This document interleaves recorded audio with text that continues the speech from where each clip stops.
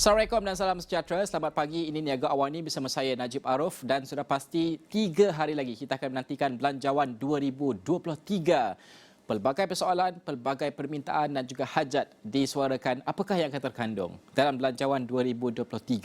Dan kalau kita melihat antara isu yang menjadi tumpuan adalah 7 tahun lagi Malaysia dijangka menjadi negara yang tua. Ini bermakna ramai rakyat Malaysia akan berada pada kedudukan ataupun diklasifikasikan sebagai usia tua dan ini memerlukan penjagaan dari sudut ekonomi dan juga konteks penjagaan mereka supaya keterlibatan mereka dalam ekonomi itu dipastikan dan pada masa yang sama bagaimana untuk mengurus masyarakat menua seperti negara-negara lain seperti negara Jepun dan sebagainya.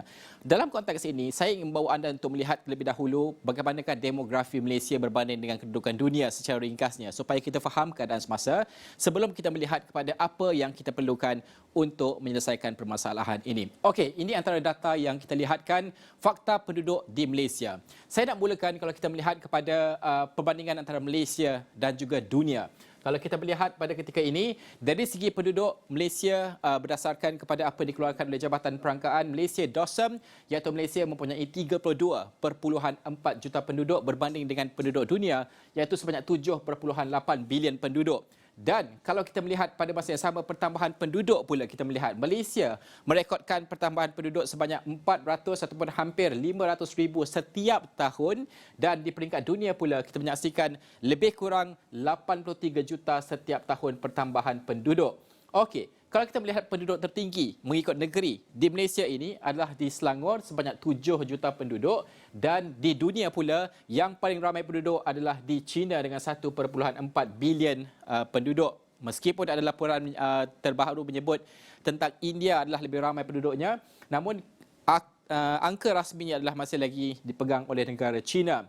Penduduk terendah kalau kita melihat di wilayah Persekutuan Labuan di Malaysia sebanyak 95,000 lebih sedikit dan juga di peringkat dunia iaitu di Vatican City 801 penduduk dan majoriti agama di Malaysia sudah pasti adalah 63.5% adalah beragama Islam, di peringkat dunia 31% adalah beragama Kristian. Okey, bagaimana tu kita melihat fakta yang lain berkaitan dengan penduduk juga. Kalau kita melihat di peringkat Malaysia 6.8% adalah dari segi 65% ke atas di Malaysia pada ketika ini dari segi kadar penuaan. Di peringkat dunia 9.3% populasi kita boleh sifatkan sebagai antara yang berada di kedudukan yang disifatkan golongan yang tua. Kalau kita melihat penduduk tua tertinggi 65% ke atas iaitu 8.9% di Malaysia adalah di negeri Perak dan juga di Jepun ada 28% penduduk negeri tua. Ini adalah antara contoh negara yang berdepan dengan golongan ataupun penduduk yang lebih tua untuk mereka uruskan.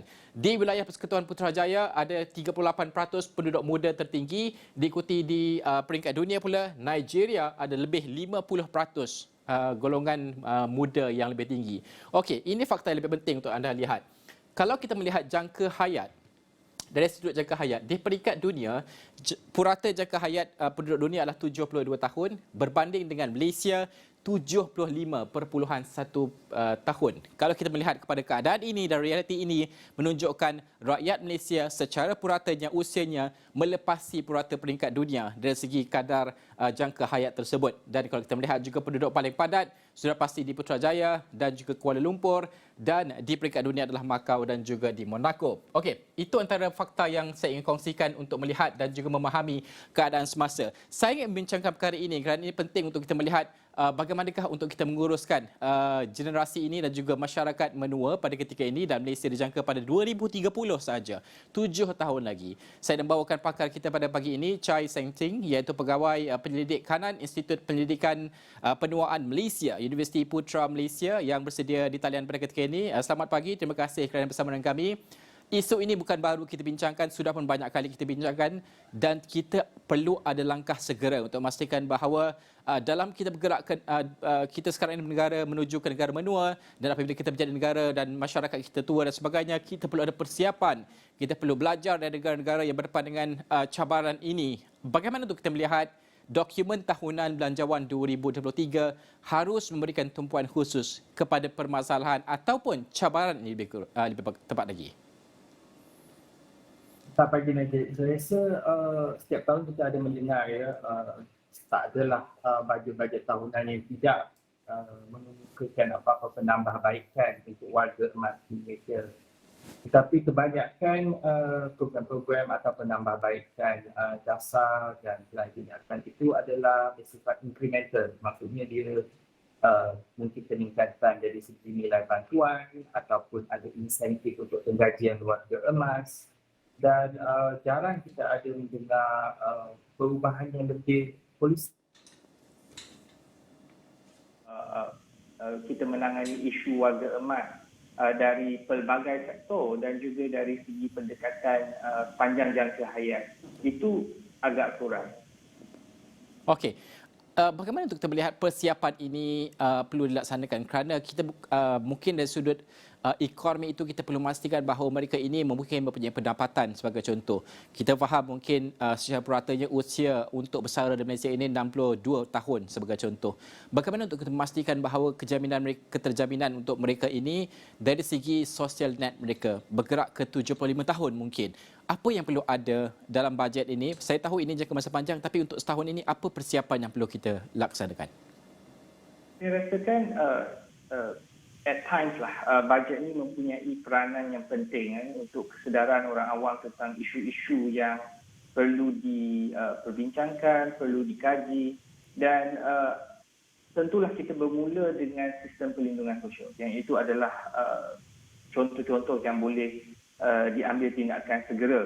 Dan sudah lama kita tidak membuat keputusan untuk peningkatan umur pekerjaan. Kita baru je minimum retirement age to 60. Tetapi ada banyak lagi contoh-contoh pengubalan dan perubahan kepada sistem pencen negara, terutama dari segi fiskal kerajaan, tanggungan pencen dan perkara kerajaan, dan juga jurangnya dengan pekerja-pekerja sektor swasta. Dan contoh, kita buat satu cadangan sahaja yang mudah. Kita ada KWAP. Bermaksud kerajaan sedar bahawa tanggungan fiskal dari segi pencen dan gratuiti itu ada. Tetapi mungkin dari segi mengukuhkan kedudukan KWAP untuk bersedia untuk mengambil alih liability pencen perkara awam kerajaan, kekitaan kerajaan itu, dia masih belum sampai ke tahap tersebut. Contohnya Badan Berkandung UPM, kita staf pihak UPS Badan Majikan membayar caruman 17.5% kepada KWAP. Tapi untuk kerajaan persekutuan, dia masih lagi hanya menggunakan 5%. So kita akan tengok berapa lama dia akan mengambil masa untuk waktu betul-betul cukup dan mampu untuk mengambil alih liability pencen bagi kerajaan. Itu satu contoh. Okay. Dan juga lagi untuk pekerja sektor swasta, kita dah nampak walaupun negara-negara lain yang sama seperti Malaysia ada KWSP, ada EPF, mereka dah bergerak ke arah annuity atau superannuation di Australia. Mereka dah bergerak ke situ, dan kita masih belum ada, I would say, the determination, nekat untuk melaksanakan atau meninjau perubahan-perubahan ataupun pilihan bagi kita untuk mengubah sistem-sistem pencen yang sedia ada. Ini sebagai satu contoh. Bagaimana untuk kita melihat, kerana itu adalah sudut pencen untuk menjamin dari segi sudut kewangan, ekonomi dan sebagainya. Ada juga kalau kita melihat warga emas ini, kalau sebelum ini kita nak sebutkan tentang pusat penjagaan warga tua, warga emas ini agak tabu di kalangan masyarakat kita. Kita faham. Tetapi untuk kita membuat persediaan perkara-perkara sebegini, bagaimana ini harus diperkasakan? Ramai yang melihat bahawa sudah tiba masanya Malaysia mempunyai tempat pusat jagaan orang emas yang premium sebagai contoh untuk anak-anak yang bekerja, mempunyai pendapatan yang stabil, yang boleh menghantar secara daycare ibu bapa mereka dan sebagainya untuk memastikan bahawa kesejahteraan kehidupan mereka itu ada aktiviti untuk mereka, ada perkara yang boleh mereka lakukan, dan ada juga mungkin sumbangan dalam bentuk ekonomi yang mereka boleh laksanakan. Bagaimana ini boleh diperkasakan dalam masa yang sama mematikan sensitiviti budaya di Malaysia ini? Ini yang dimaksudkan dengan engagement ataupun pelibatan pemegang-pemegang taruh, perubahan persepsi awam. Kalau kita ada Taska dan Tadika, mungkin kita ada Taman Asuhan Warga Emas, TASBI. Tetapi dari segi itu dia bergantung juga kepada kesediaan dari segi budaya tentang penerimaan perkhidmatan ini, dan juga kemampuan mereka penduduk untuk membiayai kos-kos penjagaan swasta. Dan saya percaya perkembangan beberapa tahun ini kita ada menampakkan usaha-usaha positif baik dari segi pasaran untuk memastikan Malaysia bukan sahaja mempunyai pusat-pusat jagaan yang mampu memenuhi keperluan setempat, tetapi juga dia menjadi satu simbol industri warga emas, silver or silver industry, silverware industry. Dan tujuannya adalah untuk memastikan bahawa kita sedar, we have to realize that dia bukan hanya isu kebajikan, dia juga merupakan isu ekonomi, care ekonomi, merupakan enjin pembangunan untuk negara-negara yang menua. So ini semua ada peluang dan juga ada risiko masing-masing. Tetapi kita tak boleh kerana we say that kita tak nak menghantar ibu bapa kepada pusat perbelanjaan atau itu satu bentuk pengabaian ataupun abandonment. Jadi itu isu budaya atau penerimaan penduduk. Tetapi kita juga ada banyak ruang lain yang memerlukan pendekatan panjang hayat, contohnya sistem kesihatan kita, start down care. Kita juga perlukan banyak perkhidmatan perlindungan dari segi kesihatan, sokongan, penjagaan. Kebanyakan isu yang kita nampak hari ini dia adalah masalah yang dihadapi oleh negara lain juga. Dia bukan unique kepada Malaysia. Penuaan penduduk adalah trend global, it's a global phenomenon.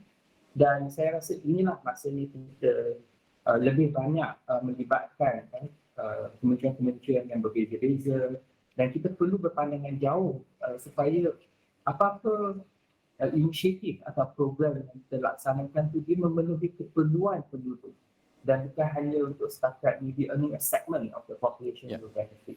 Ini cabaran. Saya faham langkah whole of government itu diperlukan dalam menyelesaikan mungkin cabaran ini.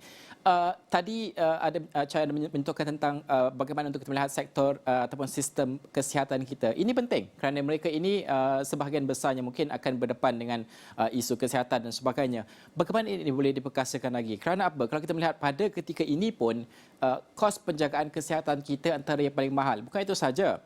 Dari segi kalau kita melihat kapasiti sistem penjagaan kesihatan kita juga sudah pun genting dari segi tekanannya di peringkat awam maupun peringkat swasta juga. Apa yang perlu dilaksanakan kerana mungkinlah bukan overnight solution, tapi apa yang perlu kita ambil langkah drastik segera kerana 7 tahun itu tidak lama?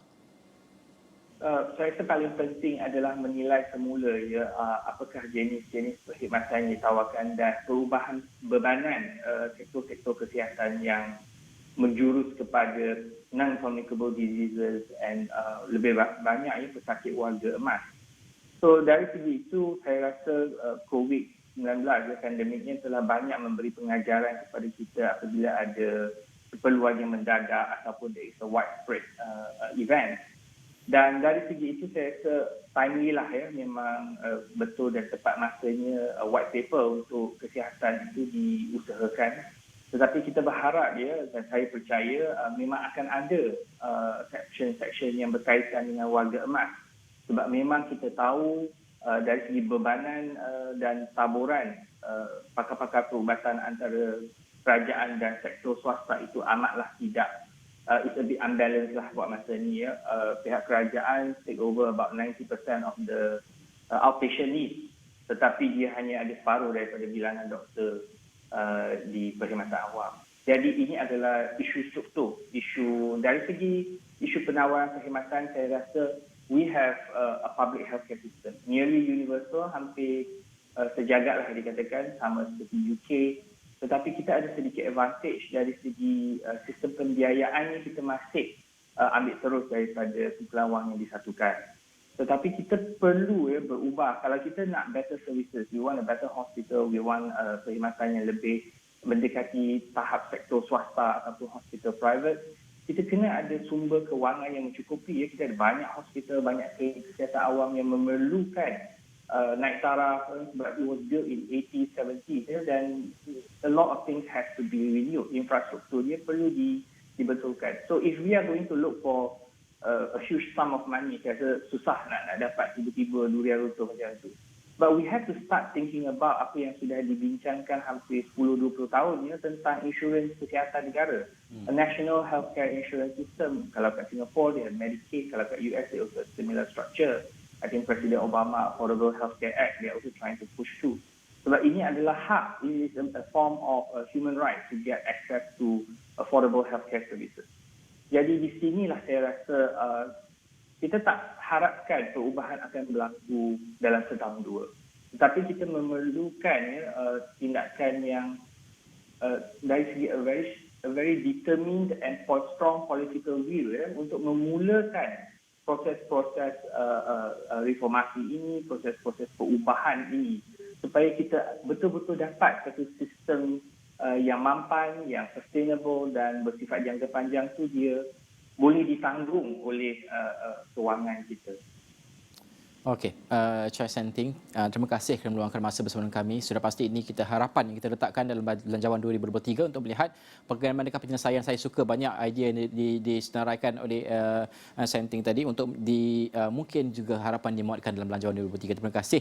Dan itulah yang kita ingin melihat, adakah akan terkandung dalam Belanjawan 2023, bagaimanakah angka seperti ini untuk kita selesaikan 75.1 tahun. Secara puratanya rakyat Malaysia adalah jangka hayatnya berbanding dengan 72 tahun di peringkat dunia, bermakna Malaysia akan ramai warga emas dan ini perlu kita selesaikan. Dan sudah pasti dokumen Belanjawan 2023 menjadi titik penting untuk kita perhatikan. Baik, kita berhenti seketika. Kita kembali selepas ini.